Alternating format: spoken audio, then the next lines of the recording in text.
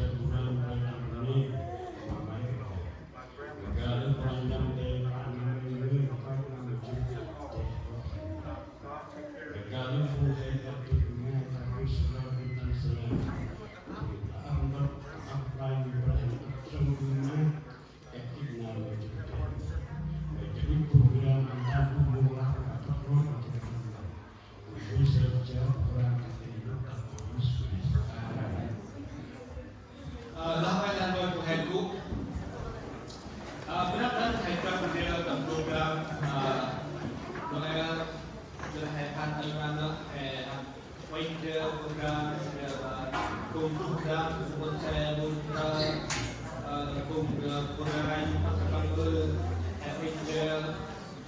tapi today we join together and program Christmas beginning. If we have happy, we clap our hand louder, okay? If you sad, still clap our hand, okay? Benar-benar akan buat program tentang berpindah ke saya.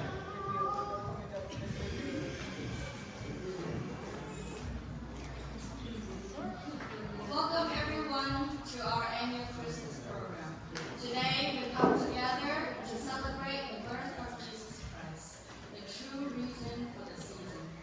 As we reflect on the gift of love, hope, and salvation that this birth represents, let us fill our hearts with joy and gratitude through music, stories, and fellowship.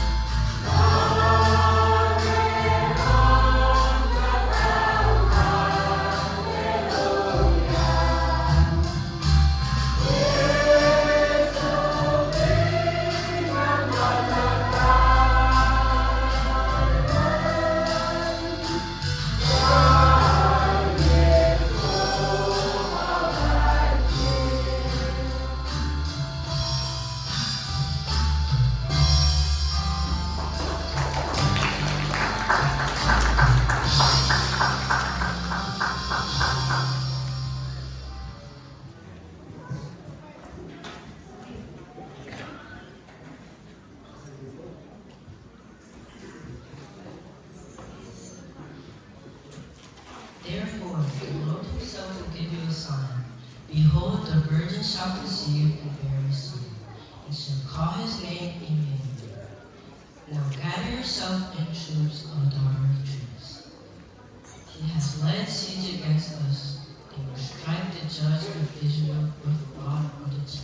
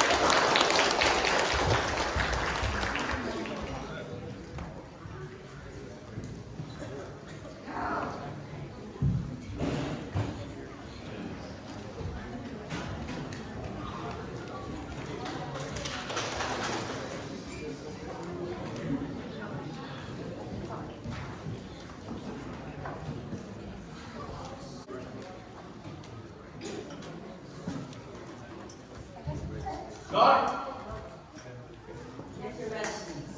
go to village and call everybody to register the name. Yes, Your Majesty. Villagers, villagers, come register your name.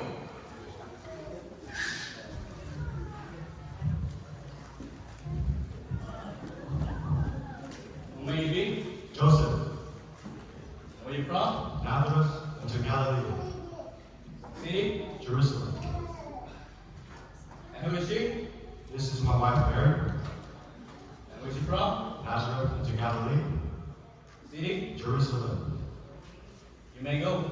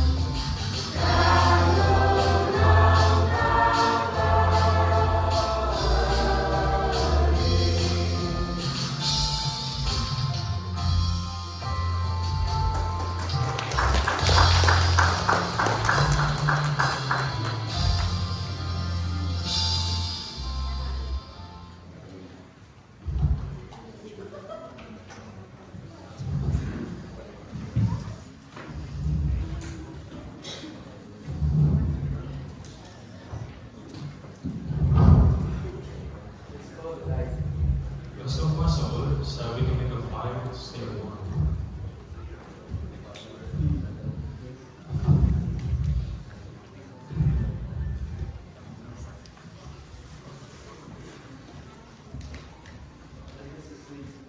You guys can go sleep.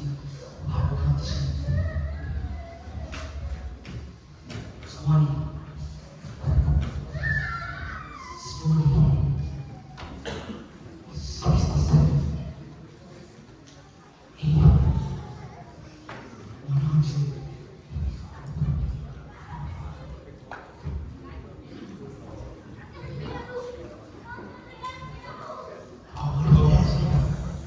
Do not be afraid. I bring you good news that will cause great joy for all the people. Today, in the town of David, a Savior has been born to you. He is the Messiah, the Lord. This will be a sign to you. You will find a baby wrapped in cloth and lying in a manger.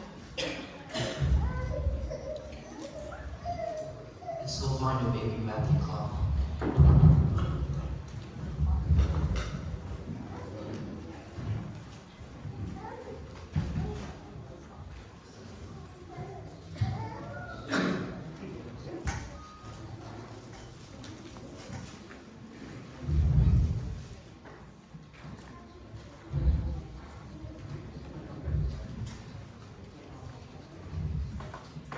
Truly, the baby is lying in a manger.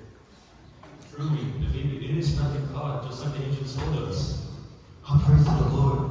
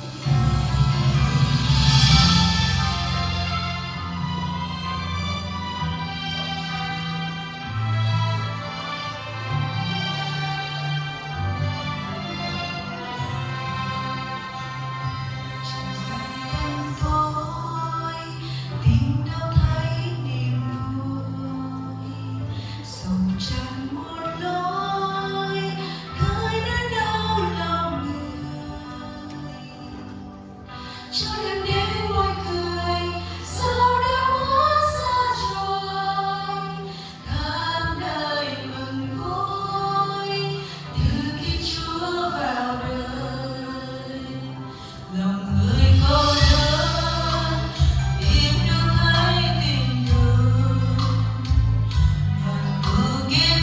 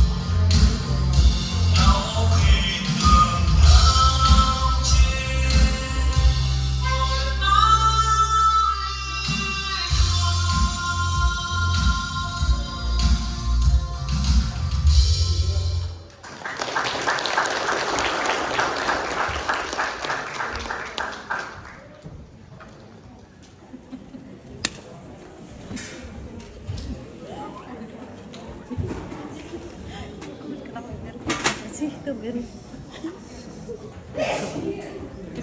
Mantap ka na? Ha? Ikot mo tayo. Tayo natin ka.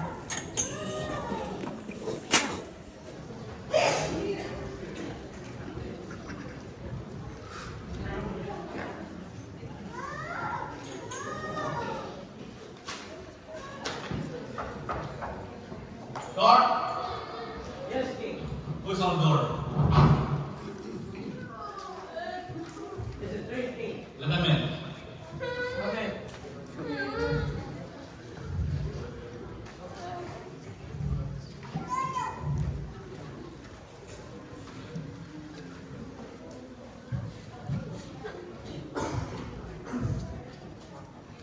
Oh. What brings the king here? What about the newborn King? A newborn king? No, I haven't. He's the Messiah. Messiah, you say? Is that true? Lord of all kings. Lord, all king. No, I haven't. Well, if you know him, let me know. I want to worship him. For now, I'll let you guys go. So long.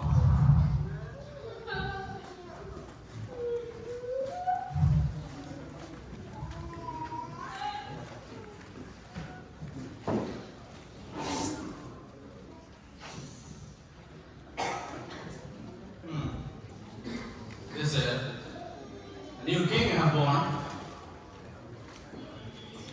A king? King is all king. No! I'm the only king! God! Yes, King. Go to the village.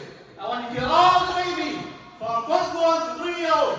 Now! Yes, King.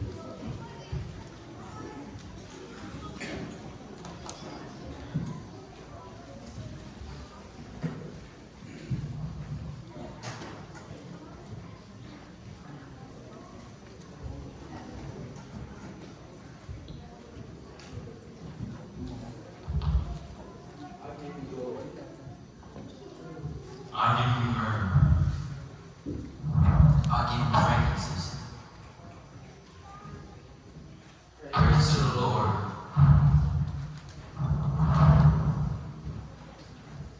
Mary, it's been a great day today. The three kings came here and gave us gifts. Well, please watch the baby while I go to sleep.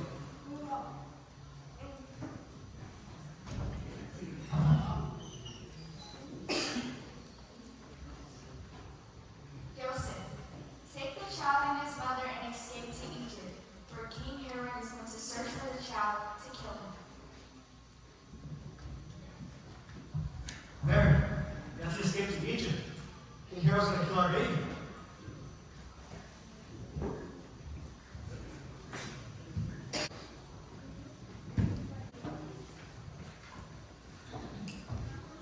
Hello, Bishop. How was the performance? Good. It was joy and peaceful. I think it's all the song is like slow. Maybe some of you sleep, right? Maybe next time we need one song is very hard, so everybody can wake up. So I just want to take a little time and say thank you for the performance. So the important thing is we know that we talk about Jesus, because Jesus comes to the earth and born. So we joy, everybody is happy, but maybe some of our voice is sad. So I hope you guys enjoy the program that we have. And please remember us in your prayer. Cứ ơi chờ đang cùng hai ông cái cầm sao mình ra hết tầm mọi mặt có cái kinh hồn mà các bạn tầm hai ông nha thì mùi qua là hình cái bây giờ leo đang cùng mình ra mà ông đó thì cái cầm sao hết anh hay cười bước bay lớn làm cái đang phảiดูcung treo lại ôi phun hè ôi sẽ lo bay mà phun ô có có thì mà phun bé thì phun mùi qua thì phun con xe thì lại phun hè họ bưng xin làm một tràng cài. I want to say thank you for all of you hard work. God bless you all. And I invite all the children and you come up here and sing. We wish you a Merry Christmas. Đang phải hai tuyệt vời rồi.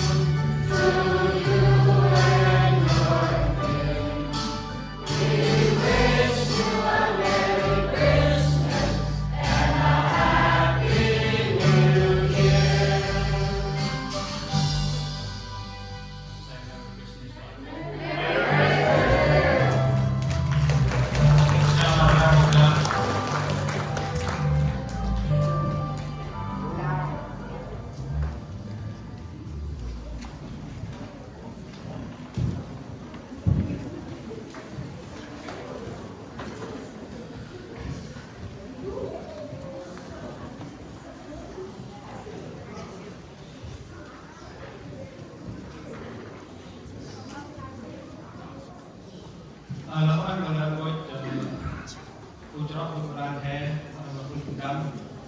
Kebesaran yang saya boleh tante ya, jauh banget. Tante itu kan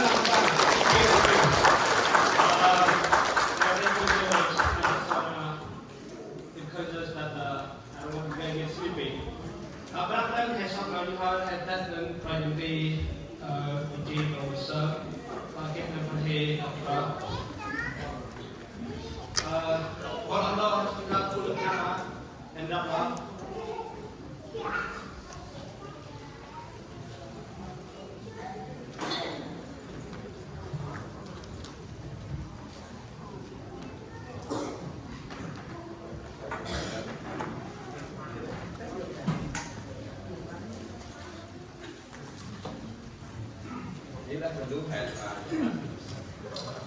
Hallelujah, anh may Raju, ở dưới con Raju Brah, năm nay mai tôi còn Brah.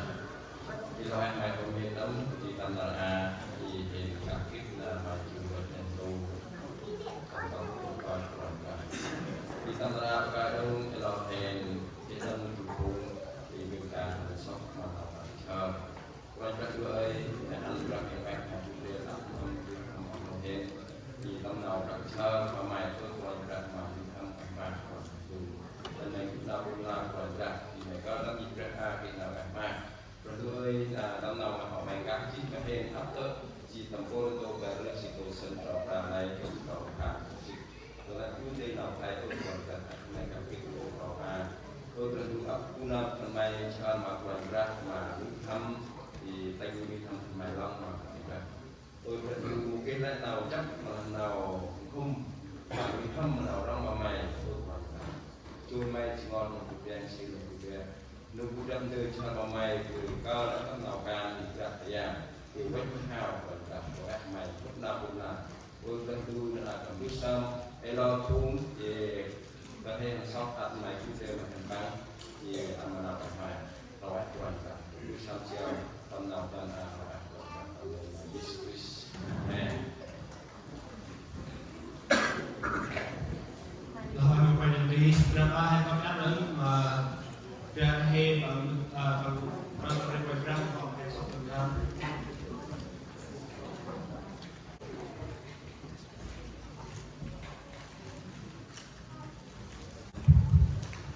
anh nuôi anh cha phần ba em anh nuôi ông kêu làm bài sát ông mình chơi vô rồi lúc đó em anh nuôi